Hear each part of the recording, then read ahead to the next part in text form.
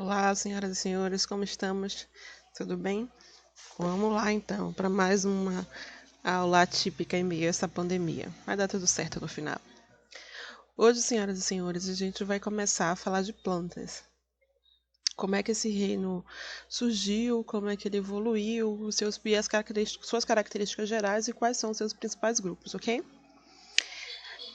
Evolutivamente, a gente tem quatro principais grupos de plantas dentro do reino Plantae. Nós temos as briófitas, pteridófitas, gimnospermas e angiospermas. Observem que esses grupos, atualmente, eles já não constituem grupos filogeneticamente aceitos. As briófitas, as pteridófitas e as gimnospermas, atualmente, elas são subdivididas em vários outros grupos. Mas por que elas ainda permanecem nos livros didáticos? Por que elas ainda permanecem nas provas de Enem, nas provas de vestibulares? Por conta do seu valor histórico, né? De tudo que elas representam. Elas já estão firmadas dentro do conhecimento. Mas a gente precisa saber que elas vão se subdividir em vários outros grupos. O único grupo que ainda permanece é o grupo das angiospermas, que vão apresentar um outro nome que a gente vai ver aqui na frente, como é que ele se chama, como é que ele significa, ok? Vamos lá. As principais características dentro do reino vegetal. Aqui a gente vai lembrar um pouquinho lá de histologia, tá? A gente vai só elencar aqui as características, falar um pouquinho delas. Todas as células vegetais, senhoras e senhores, elas são eucariontes, o que significa dizer que elas vão ter um núcleo individualizado. Elas são também pluricelulares, ou seja, seus organismos vão ser formados por mais de uma célula. Elas são autotróficas, elas podem produzir o seu próprio alimento. Elas vão apresentar parede celulósica, que é essa estrutura aqui, os senhores lembram? Pronto. Elas também vão apresentar plastos, mais especificamente cloroplastos, que são essas estruturas aqui, que a gente já viu lá em citologia. E elas vão apresentar vacúolos também, que são essas estruturas aqui. Apresenta vários vacúolos, em verdade, que a gente também já viu lá em citologia no primeiro ano. Aqui a gente está elencando as características gerais que todas as plantas vão apresentar. As plantas vão apresentar essas características e outros organismos também vão apresentar essas características, de maneiras que elas não são apomorfias. Lembra lá da aula de cladística a primeira unidade? A gente viu isso em sala ainda. Essas características elas estão presentes dentro do reino vegetal, dentro da célula vegetal, mas elas não são únicas e exclusivas, mas são características importantes que todos compartilham. Então, qual é a característica que vai ser aquela única e exclusiva que vai caracterizar o reino Plantae? Elas são, senhoras e senhores, o que nós chamamos de embriófitas. Essa é uma apomorfia. A gente lembra o que significa ser o que é uma apomorfia, senhoras e senhores? É aquela característica única e exclusiva que vai identificar, um determinado grupo. É o caso do reino Plantae. Elas vão apresentar esta característica aqui, esta apomorfia, que é o embrião multicelular e maciço. Ou seja, os embriões das plantas eles não vão apresentar nenhum tipo de cavidade interna. Que não sei se dá para ver direitinho aqui. Tá vendo? É como se fosse um bolinho maciço. Eles não vão apresentar vascularizações, eles não vão apresentar cavidades. Por isso, as plantas também são chamadas de embriófitas, por conta desta característica de ter este embrião multicelular e maciço. Esse é um nome importante, viu? Ele costuma cair nas questões vestibulares, em provas. Embriófitos significa dizer que são embriófitas. Significa dizer que eles vão apresentar um embrião multicelular e maciço. Dúvidas, senhoras e senhores? Respondam aí que eu pego de cá. Uma outra característica importante também das plantas é como é que elas vão se reproduzir. Elas vão se reproduzir por um processo que a gente chama de metagênese, ou alternância de gerações. Em uma geração, ela vai ter células haploides, aqui embaixo, me perdoe, e em outras gerações ela vai ter células diploides. As células diploides a gente vai chamar de esporófito, e as células haploides a gente vai chamar de gametófito. A gente vai ver aqui direitinho, devagarzinho, o que é que eles são. Na fase gametofítica, que é essa fase aqui de baixo, que eles vão apresentar esses gametas. Aqui, tá vendo? Um gameta masculino, um gametófito masculino e um gametófito feminino. Eu tenho células haploides. A gente lembra o que é haploide, diploide? Lembra lá, citologia? Células, nós, por exemplo, nós temos células diploides, organizadas em pares, 2N. Aqui o gametófito destas plantas, nesta fase gametofítica, ela vai apresentar apenas N cromossomos. Tá vendo? Tem um gametófito masculino, N cromossomo. Eu tenho um gametófito feminino, N cromossomo, que vão produzir gametas masculinos e gametas femininos, também N cromossomos. Isso é muito importante, olha, isso aqui é o pulo do gato. Os gametas na fase gametofítica, eles vão ser produzidos por mitose. Muito diferente dos animais, por exemplo, que vão produzir gametas por meiose. Aqui, na fase gametofítica, os gametas serão produzidos por mitose, senhoras e senhores. Não esqueçam disso, por gentileza. Aí, seguindo, nós temos a fase esporofítica. Na fase esporofítica, eu tenho um esporófito 2N, que vai produzir esporos N cromossomos. Eu tenho um esporófito 2N cromossomos, que por meiose vai produzir um esporo N cromossomo e um esporo N cromossomo. Dúvidas, senhoras e senhores?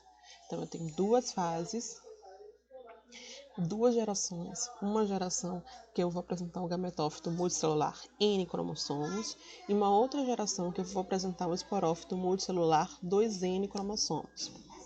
Na fase gametofítica, a planta vai produzir gametas por mitose, ao passo que na fase esporofítica, eu tenho um esporófito 2N cromossomos que vão produzir por meiose esporos N cromossomos. Aqui eu tenho um ciclo inteirinho, tá vendo?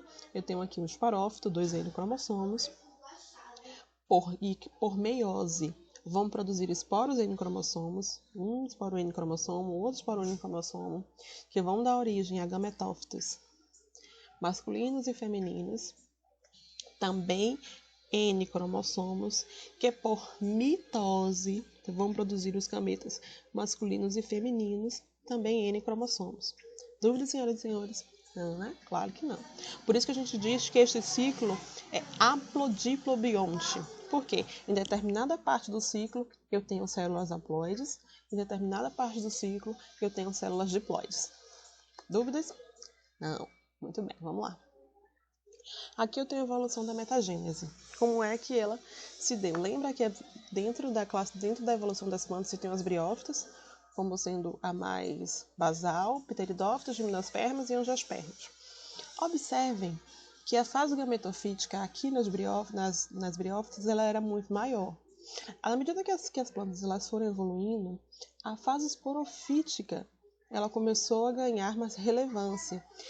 Pensem aí, como é que vocês avaliam qual é a vantagem evolutiva que uma planta tem em apresentar maior tempo nesta fase esporofítica do que na fase gametofítica, porque foi o que aconteceu. Observem, as briófitas, que são aquele grupo mais basal, tinham uma fase gametofítica um pouco maior. Com o passar do tempo, com a evolução do reino, a fase esporofítica ela começou a se estabelecer de maneira maior. Aí eu peço que vocês respondam lá a questão do módulo na página 13, que é exatamente essa figura aí. E tentem dar uma explicação e aí a gente volta depois para a gente discutir qual é a vantagem evolutiva que as plantas teriam em aumentar a sua fase esporofítica. Ok? Seguindo, nós temos aqui agora um quadrinho, ele é bem famosinho sobre a evolução das plantas, ok? Aqui eu tenho as principais características. Os estudos filogenéticos, os estudos genéticos, os de DNA, de sequenciamento de DNA, nos apontam que as algas verdes, elas teriam sido os ancestrais do reino Plantae. Elas são plantas não, senhoras e senhores, elas são um grupo apartado. Ok? Existem características, o fato de elas serem embriófitas, lembra lá daquela apomorfia? Pronto, as algas verdes não apresentam essa característica. Então, elas não fazem parte do reino Plantae. Essa característica ela vai surgir aqui, nesse quadrinho aqui que tem escrito origem das plantas. Então, se ela não tem aquela característica que é única e exclusiva do reino Plantae, ela não é planta. Dúvidas? Não, né? Mas existem algumas características que são precursoras do que seria o reino hoje, do que seria o reino Plantae hoje em dia. Ok? Vamos lá. Quais são as características? As algas verdes, elas vão apresentar como clorofila, a clorofila A e a clorofila B. Essa característica, ela é extensiva ao todo o reino Plantae. Pigmentos carotenoides. As algas verdes também vão apresentar carotenos e xantofilas. A parede celular das algas verdes também é de celulose e pectina. E o polissacarídeo de amido, de reserva, me perdoe, que as algas verdes vão apresentar é o amido, da mesma forma que as outras plantas do reino, que as plantas, me perdoem, do reino Plantae.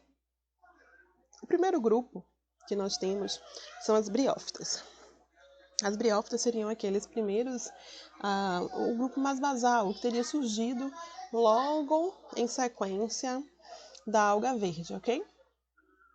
São nossos conhecidos musgos e hepáticas. É limo. Lembra quando a gente está no rio? Eu já fui em rio aí e vi aquele limozinho pequenininho, escorrega pra caramba? Então, aquele é uma briófita. Eles são altamente dependentes da água para a reprodução. Observe que as algas verdes, aquele ancestral das plantas, elas são dependentes da água. Elas vivem na água, é o habitat natural delas. As briófitas, elas não são plantas aquáticas. Entretanto, elas são altamente dependentes. Por quê? Porque os gametas masculinos, eles são flagelados. Então, eles precisam literalmente nadar para chegar ao destino final. Compreendem? Então, as briófitas necessariamente precisam de água para a reprodução. Do contrário, os gametas masculinos, eles não conseguiriam nadar. Uma característica importante que aparece aqui, neste momento aqui evolutivo, é a organização em tecidos. A seiva vai se dar por difusão, senhoras e senhores. Como é isso, minha gente? Como é que a seiva vai se dar em difusão? Ou seja, toda a água, todos os sais minerais, eles vão se dar vai se dar célula a célula. Ou seja, eu preciso passar de uma célula para outra célula, para outra célula, para outra célula, para nutrir toda a planta. Se eu tenho esse processo por difusão, senhoras e senhores, os senhores acham que isso seria ligeiro ou seria bem devagarzinho? Seria bem devagarzinho, né? Se eu tenho um processo de nutrição que é bem devagarzinho, esta planta ela não consegue ganhar grandes contornos, ela não consegue ser muito grande. Por isso que as briófitas, elas são plantas muito pequenininhas, por conta desse tipo aqui de difusão da seiva. Ela vai se dar por célula a célula, de maneira que a planta ela não consegue ter caule, ela não consegue ter grandes estruturas, elas são bem minúsculazinhas. E por último, não menos importante, eu tenho aquela característica, aquela apomorfia que vai caracterizar todo o reino Plantae, lembra? O embrião multicelular, de maneira que elas são chamadas de quê, senhoras e senhores? Respondam aí, por gentileza. Embriófitas. Seguindo evolutivamente, nós temos as pteridófitas. Nossas queridas aqui, nossa querida samambaia, tem lá na casa de vovó. Pronto, a vovó adora. Nossas pteridófitas. Aqui eu já tenho aqui, ó, uma fase esporófito dominante. Vamos seguir aqui. Elas vão ser chamadas também de traqueófitas. Por que elas vão ser chamadas de traqueófitas? Porque vai ser a partir do surgimento das pteridófitas que eu vou apresentar vasos condutores. Esses vasos condutores vão permitir que a minha pteridófita ela tenha uma estrutura maior do que as briófitas, porque aqui a difusão, a distribuição de energia, a distribuição de alimentos, ela não vai se dar célula a célula, ela vai se dar através desses vasos condutores. Por isso, senhoras e senhores, que elas são chamadas de traqueófitas. A partir dela, todas as plantas seguintes serão traqueófitas. Entretanto, apesar de ser uma planta que vive tranquilamente no ambiente terrestre, ela é altamente dependente de água. Pergunta a vovó lá se não tem que ficar molhando essa samambaia toda hora. Porque o gameta masculino dela também é flagelado. Então ela também necessita de água para a reprodução. Em menor medida que as briófitas, claro. Mas ainda assim, o gameta masculino ainda é flagelado. Seguindo evolutivamente, nós temos as nossas queridas gimnospermas. Nas gimnospermas, eu tenho um tubo polínico. Olha, esse tubo polínico vai fazer com que elas apresentem aqui, ó, esse aqui, ó, crescimento lateral.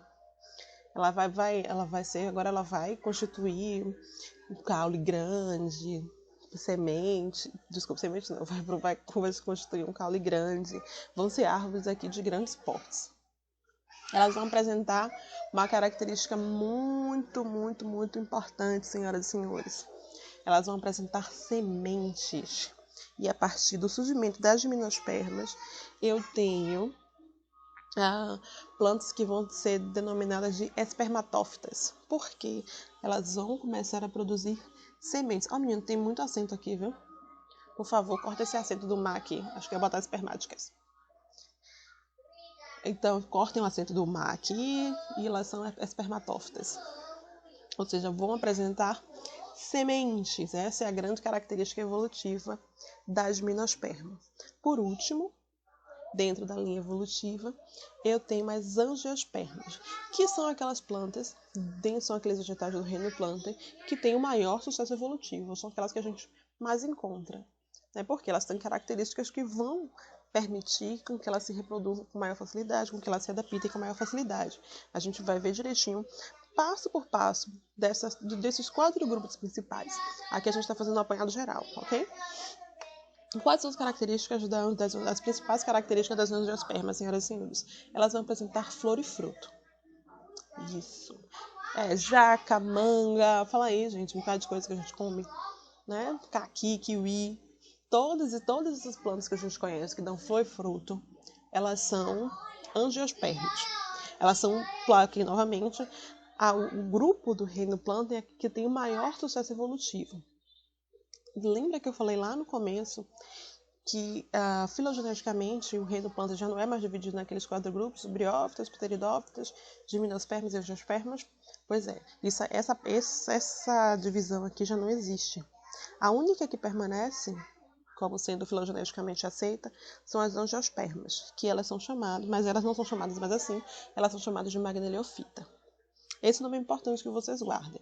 Embora as provas de vestibulares, as provas de Enem não tragam esses grupos, não tragam para que vocês conheçam esses grupos, eles trabalham apenas com essa evolução histórica, briófitas, pteridófitos, gimnospermas e angiospermas. É extremamente importante que vocês saibam que este grupo aqui já não é um grupo filogeneticamente aceito, ok? Eles vão apresentar características, existem vários outros grupos aqui.